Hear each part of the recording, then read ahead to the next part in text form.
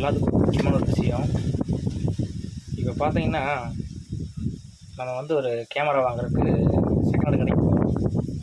Camera வாங்கிட்டு வந்துட்டு use பண்ணுறோம் இல்லை யூஸ் பண்ணாமல் வச்சுருக்குறோம். அது நம்மளோட விருப்பம்.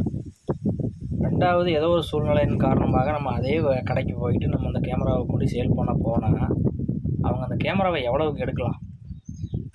ஒரு 39,000 பட்ஜெட்டில் ஒரு கேமரா அவங்க கொடுத்த ரேட்டு. அந்த 39,000 கேமரா ஒரு வருஷம் யூஸ் பண்ணுறாங்க இல்லை யூஸ் பண்ணல. ஏன்னா அதை வந்து மெயினாக பார்க்க போகிறது என்னென்னு கேட்டிங்கன்னா, ஷட்டர் கவுண்ட் வந்து செக் பண்ணுறாங்க. அதில் வந்து எனக்கு கொடுக்கும்போது பார்த்தீங்கன்னா 10,000 ஷட்டர் கவுண்ட்னு சொல்லி கொடுத்தாங்க. நான் வந்து இங்கே ஏதாச்சும் வந்து கூகுளில் போட்டு பார்த்தேன்.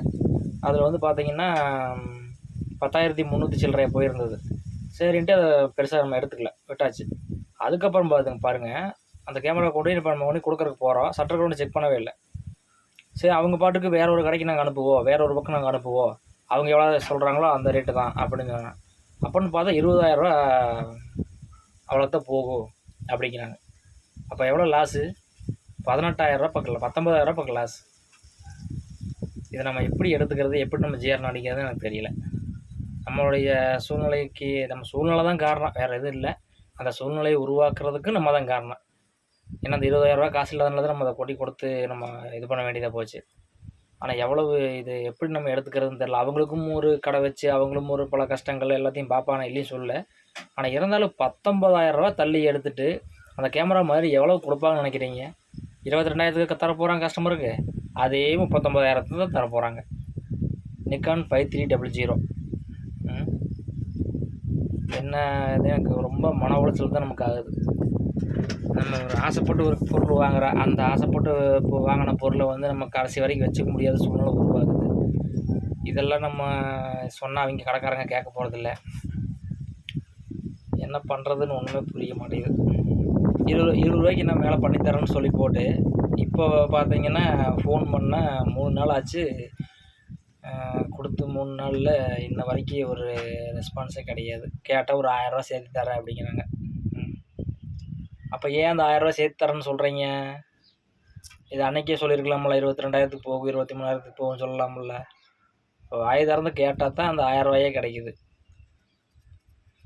இது என்ன இப்படி இது எடுத்துக்கிறதுன்னு தெரில. தயவு செஞ்சு கேமரா போய் வாங்குங்க, செகண்ட் கேமரா வாங்குங்க. 50,000 கேமரா 20,000 தர்றாங்க, இல்லைன்னு சொல்ல. ஆனால் ரெண்டாவது அந்த கேமராவை போய் தயவு செஞ்சு அதே கடையிலையா இருக்கட்டும், செகண்ட் கடையிலையா இருக்கட்டும், தயவு செஞ்சு கொடுக்காதீங்க. ஒரு ஒப்பீனியன் வந்து கேளுங்க, இந்த மாதிரிக்கு இது எவ்வளோக்கு போகும் என்ன ஏதுன்னு கேட்டுக்குங்க.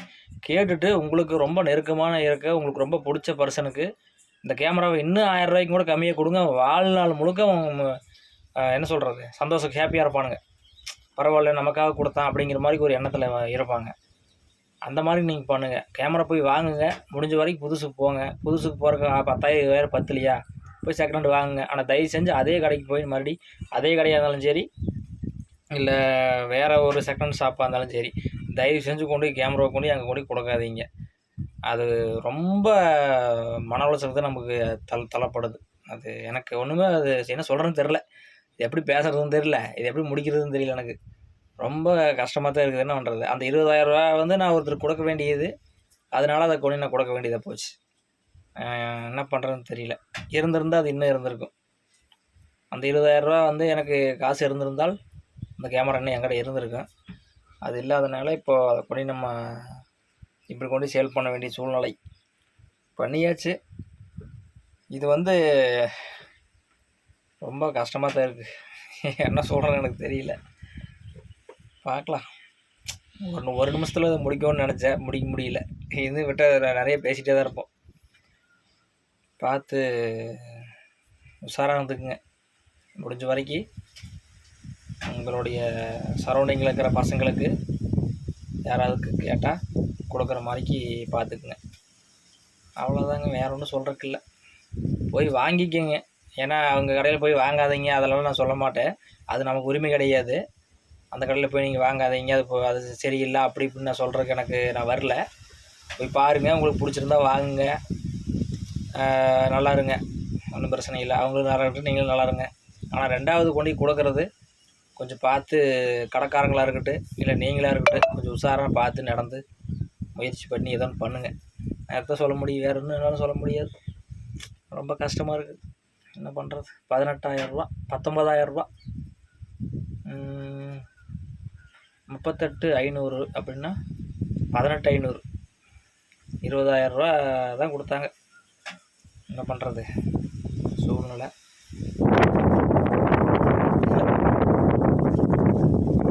சரி, பார்க்கலாம்.